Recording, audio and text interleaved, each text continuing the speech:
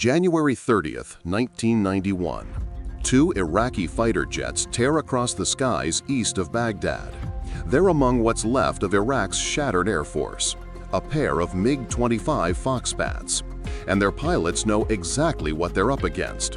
They're flying Soviet relics built 2 decades earlier, hopelessly outdated and never intended for what's about to come next. A showdown with the most advanced fighter jet ever built, the F-15 Eagle. But what happens next isn't supposed to be possible. August 1990. Saddam Hussein commands the 4th largest military on Earth. For over a decade, the Iraqi dictator has ruled through terror, crushing opponents and tightening his brutal grip on power. And now he's set his sights beyond Iraq's borders. On August 2nd, Saddam orders his tanks to storm neighboring Kuwait, a tiny Gulf nation sitting on valuable oil reserves. Kuwait's tiny army doesn't stand a chance, and the country falls within days. The invasion shocks the world. Diplomatic talks quickly fall apart, leaving one option: decisive military action. Tonight, 28 nations, countries from 5 continents, Europe and Asia, Africa, and the Arab League, have forces in the Gulf area, standing shoulder to shoulder against Saddam Hussein. But Saddam doesn't back down. And now he'll have to face the largest air assault since World War II. Within hours, Iraq is under siege. Hundreds of coalition jets rip through the night sky, tearing apart the country's air defenses with ruthless precision. Communication hubs are hit first. Next, ground control stations, vital for guiding Iraqi pilots in the air, go dark. Without ground control, the country's air force plunges into chaos, and Iraq's airmen suddenly find themselves alone, isolated, and fighting blind. Still, a few brave Iraqi pilots take to the skies, outnumbered, outclassed. Dozens are shot down, and hundreds more are destroyed on the ground, having never left their bunkers. With his air force quickly being eliminated, Saddam makes a move. He orders his surviving aircraft to escape to neighboring Iran, beyond the coalition's reach. It's an act of pure desperation. January 26th. Iraqi fighter jets begin streaking across the desert at low altitude, flying just meters above the ground to avoid coalition radars. Those closest to the border manage the crossing in a single push. 23 jets break through in just one day. But for those stationed further west, it's a dangerous gamble. They'll need to refuel near the capital, dodging coalition patrols along the way. And it doesn't take long for coalition forces to spot the movements. At first, they assume it's a mass defection of Iraqi pilots, no longer willing to fight. But over the next few days, dozens more make the dangerous run for the border. Some are shot down, but many slip through. By January 28th, 82 Iraqi jets have already managed to cross into Iran, stunning coalition commanders. The press is baffled. Some believe the pilots are fleeing the war, but others suspect something darker is unfolding. Coalition forces move quickly, establishing an aerial blockade to stop the flow of fighters. They set up 5 separate combat patrols along the Iranian border. Each is made up of 2 pairs of F-15s, cycling between high-speed intercepts and mid-air refueling. To the far south, they'll remain airborne around the clock, forming a virtual wall to trap Saddam's remaining jets inside the country. But Saddam isn't finished. He has a plan to break through the wall. On paper, Iraq's air force was formidable. 151 of its aircraft were modern, capable fighters. Among them, the MiG-29 Fulcrum had worried coalition planners the most. It was fast, agile, and state-of-the-art. But in combat, the MiG-29 never delivered, losing every single engagement. Saddam was furious. His most prized fighter had failed him. But there was one standout in the Iraqi fleet, the MiG-25 Foxbat. During the first night of airstrikes, a MiG-25 shot down an American F-18. Hours later, another MiG-25 intercepted radar jammers, forcing them to flee, exposing a nearby F-15 that was then downed by a surface-to-air missile. In yet another clash, two MiG-25s challenged 4 F-15s. Even after the Eagles fired 10 missiles, the Foxbats slipped away unharmed. Saddam took note. Designed in the Soviet Union back in the 1960s, the aging interceptor was never meant to face off against agile dogfighters like the modern F-15. It was too heavy and unmaneuverable, and its radar couldn't even track targets below the horizon. But what it lacked in sophistication, it made up for in raw power. The Foxbat was the fastest combat aircraft ever built, and its enormous R-40 missiles could hit targets up to 80 kilometers away.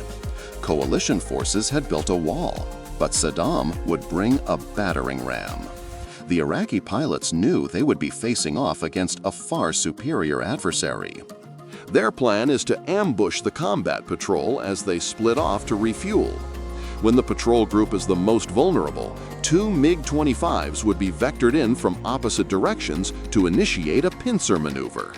With some luck, the F-15s would engage one of the MiGs first, exposing their flank to the second, which would then use its superior speed to close the distance and attack.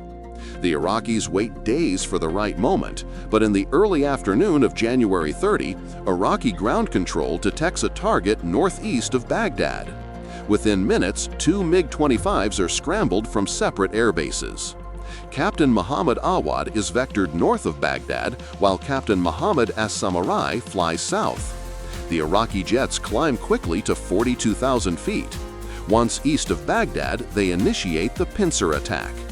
As-Samurai is first to obtain lock and wastes no time firing an R-40. But as he tracks the missile, he realizes that it's not going to hit anything, because there's nothing flying over eastern Baghdad. It's a false alarm. Ground control has instead picked up a radar anomaly. But 500 kilometers to the south over Saudi Arabia, an American E-3 Sentry is closely monitoring the situation. Detecting the Iraqis, the Sentry alerts a pair of F-15s guarding the border 650 kilometers to the east. The Eagles are being flown by Captain Tom Dietz and his wingman, Captain Bob Heehaman. But the warning is quickly called off when Awad and As-Samurai head back into Baghdad's heavily protected airspace. Yet, just seconds later, Iraqi ground control detects Dietz and Heehaman in their F-15s. The MiGs are ordered to turn back and engage. With full afterburner, they accelerate up to Mach 2, quickly closing the distance between them and the F-15. The E-3 Sentry frantically warns Dietz and Heehaman that they have two bandits incoming hot, and the F-15s also turn to engage. The jets are now headed straight for one another. It's not the pincer maneuver the Iraqis planned for, but Awad and As-Samurai are committed. The MiG-25s are about 7,000 feet higher than the F-15s. Lacking look-down capability, their antiquated radars are just barely able to track the F-15s. Heehaman is first to get a lock and immediately fires an AIM-7 towards As-Samurai. But the missile doesn't light. Heehaman quickly follows up with a second, but by this point the MiGs have also locked on to the F-15s. Returning the favor, As-Samurai sends an R-40 towards Heehaman. Heehaman immediately maneuvers south, while As-Samurai attempts to outrun the AIM-7 by turning north.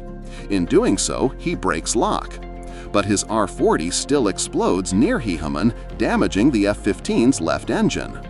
Meanwhile, Dietz attempts to engage Awad, but his first AIM-7 missile also fails to light. Dietz quickly fires a second, but it fails to detach. A third missile yet again fails to light. The situation goes from bad to worse when Dietz gets warning of an incoming R-40. He quickly breaks right into a defense maneuver. Meanwhile, Heehaman pursues As-Samurai, firing another AIM-7.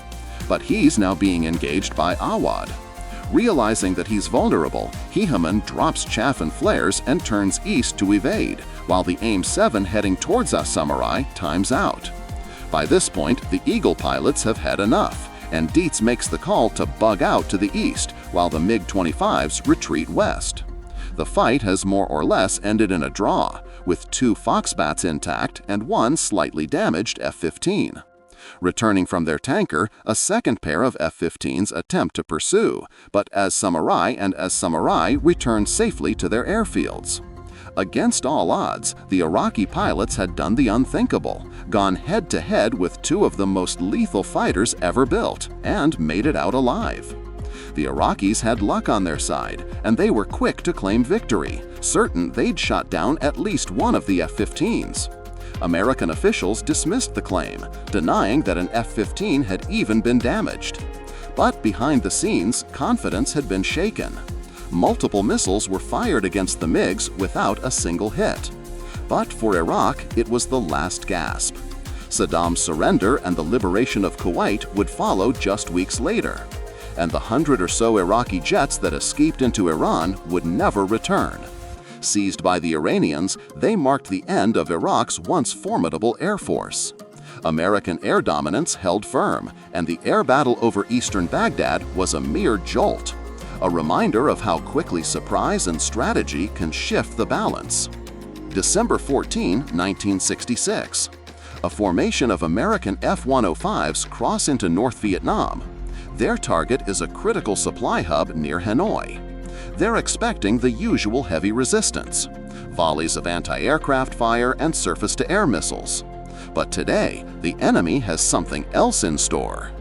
Waiting to ambush the F-105s on their return leg are a group of new MiG-21 fighters. Agile, supersonic, and armed with lethal heat-seeking missiles, they're primed for the kill. And before the day is done, yet another F-105 won't make it home. I've been putting the finishing touches on my most ambitious project ever, a story of one of the most brilliant aerial deceptions ever conceived. A plan to flip the air war over Vietnam in a single afternoon. Orchestrated by Colonel Robin Olds, a legendary fighter ace who could outsmart the enemy at their own game.